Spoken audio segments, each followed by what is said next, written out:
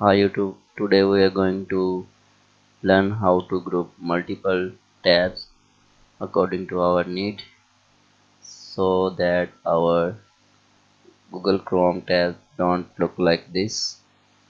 So for that, just drag the second tab into the first. Wait for when it highlighted like this and release the mouse button. Now name that group. In my case it's a local host where I can manage my websites, and the second one is my production where my website hosted.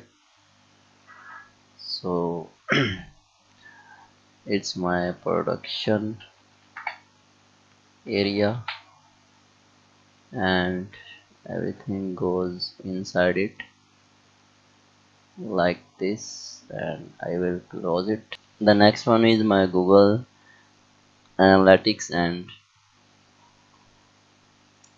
all their stuff.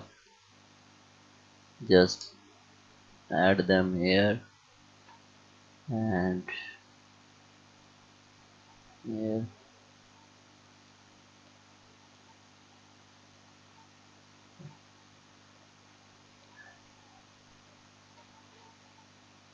And my third one is fourth one is manage my socials.